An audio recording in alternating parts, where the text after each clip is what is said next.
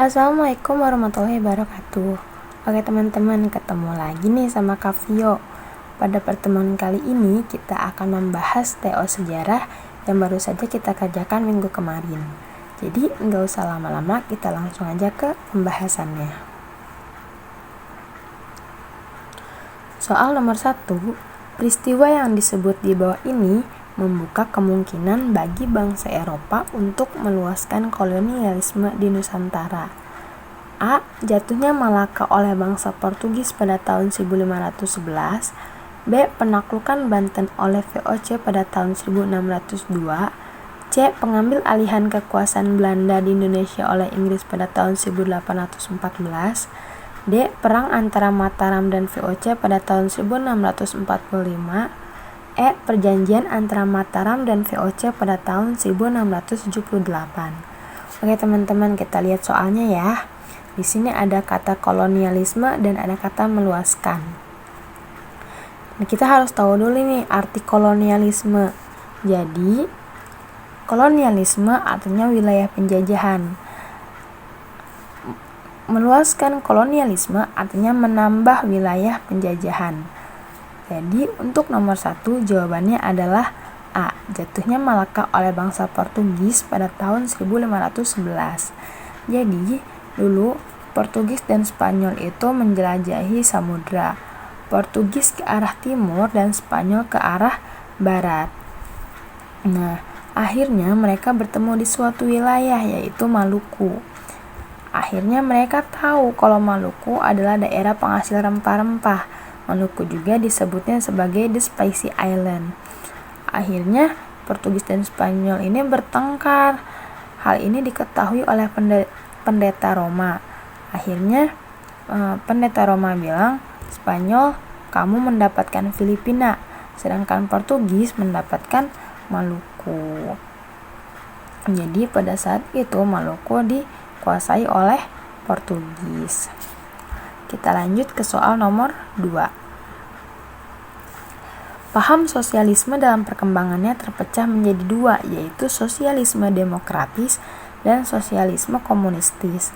Salah satu prinsip sosialisme demokratis adalah A. Mencapai masyarakat sosialistis dengan jalan evolusi. B. Distribusi dan konsumsi didasarkan pada kebutuhan. C. Milik perseorang masih diperkenankan. D. Kerja menjadi dasar distribusi dan konsumsi. E. Kecakapan dan jasa menjadi dasar distribusi dan konsumsi. Jadi kita harus tahu dulu nih, apa sih arti dari sosialisme? Nah, sosialisme adalah paham yang memiliki tujuan membentuk kemakmuran negara yang dibatasi milik perseorangan atau swasta.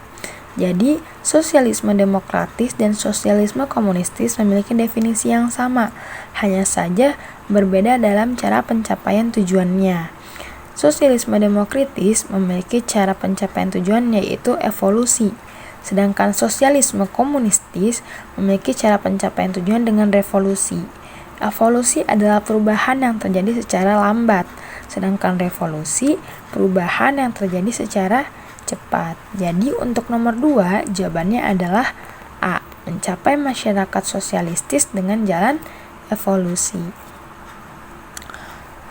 Oke teman-teman, kita lanjut ke soal nomor 3. Salah satu alasan utama dukungan Amerika Serikat terhadap pemberontakan PRRI di Sumatera Barat dan Sulawesi Utara pada tahun 1958 adalah A. Kebijakan nasionalisasi mengancam perusahaan minyak Amerika. B. Para pemimpin PRRI mempunyai kedekatan dengan pihak Amerika. C. Ditembaknya seorang pilot sipil Amerika di Ambon. D. Amerika cemas terhadap kedekatan Soekarno dengan PKI. E. Amerika ingin melindungi warganya yang bekerja di perusahaan minyak. Oke. PRRI kepanjangan dari Pemerintah Revolusi Republik Indonesia.